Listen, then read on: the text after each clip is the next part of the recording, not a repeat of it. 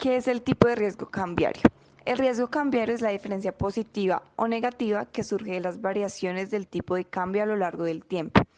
Una empresa que realice operaciones de otra moneda se expone a los movimientos cambiarios. Por lo tanto, debe buscar compensarlos de manera estratégica.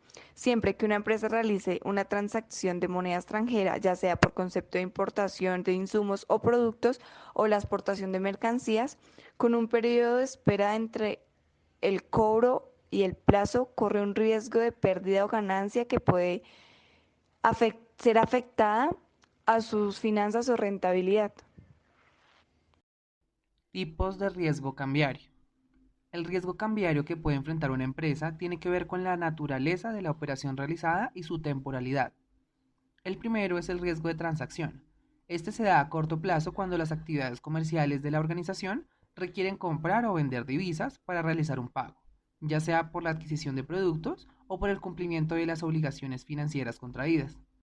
El segundo es el riesgo económico. Se presenta a largo plazo cuando la transacción comercial se extiende en el tiempo e influye en la rentabilidad de la compañía, haciendo que varíe su valor de mercado. Y el tercero es el riesgo de traslación.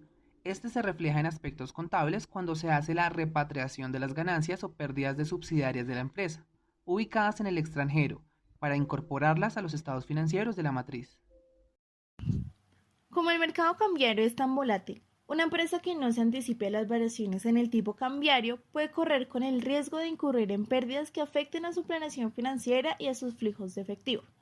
Por ello, deben ser prudentes en las adquisiciones de materias primas o productos terminados en la contratación de financiamientos, entre otras denominaciones, aun cuando los grandes consorcios pueden contar con la cobertura natural que surja de la compensación de las pérdidas que tenga en unos mercados con las ganancias de otros, situación que resulta poco común para las empresas. ¿Cómo disminuir el riesgo del tipo cambiario en las empresas? Se debe tener en cuenta que las empresas pueden adoptar dos posturas bien distintas. Como primero está asumir el riesgo, en la cual se puede hablar que la empresa pronostica cuál será la evolución del tipo de cambio seguirá en el futuro y por lo tanto está dispuesta a aceptar el riesgo derivado a la que posee la variación. En otras palabras, la empresa actuará como especulador. Por otra parte, encontramos cubrirse del riesgo en una empresa. En esta, la empresa tratará de mantener su equilibrio exacto entre su volumen de activos y pasivos en la moneda extranjera. Actuará como un previsor o un adversor al riesgo cambiario. Una forma de anticiparse a las fluctuaciones del mercado de divisas es abriendo cuentas de inversión en la moneda de los compromisos financieros para tener disponible el capital cuando llegue el momento del pago, sin riesgo de incurrir en mayores costos por una devaluación del peso. Sin embargo, esta alternativa tiene el inconveniente de comprometer el flujo de efectivo de la empresa y no tenerlo disponible para otras actividades productivas. Los derivados como coberturas cambiarias. Otra solución viable es el uso de derivados financieros, cuyo valor depende de las variaciones del tipo cambiario. Sus modalidades como coberturas cambiarias son: primero, contrato de forwards. Un cliente contrata con un banco la obligación de cambiar o vender cierto monto en otra divisa a futuro, a un tipo de cambio pactado en una fecha específica. Segundo, opciones.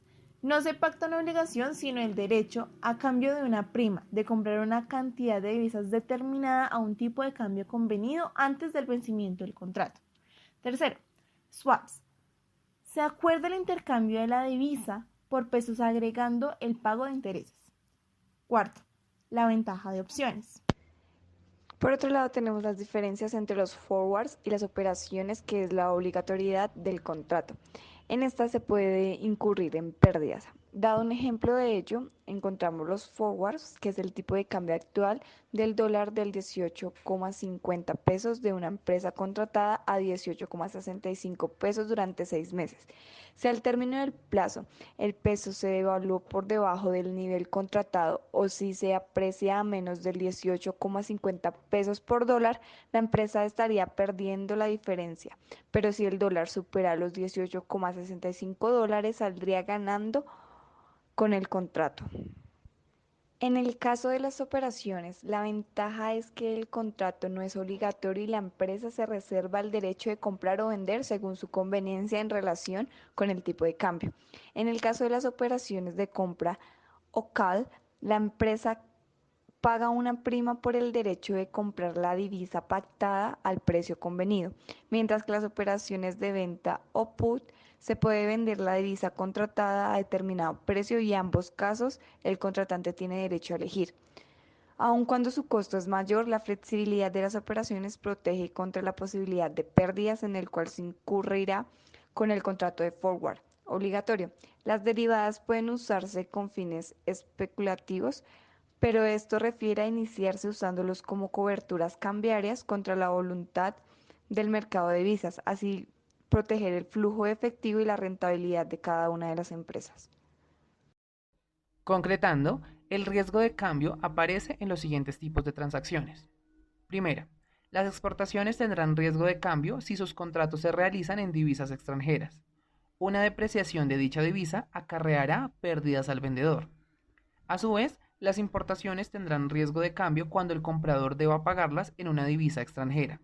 Las pérdidas por dicho riesgo aparecerían si se produjese una apreciación de dicha divisa.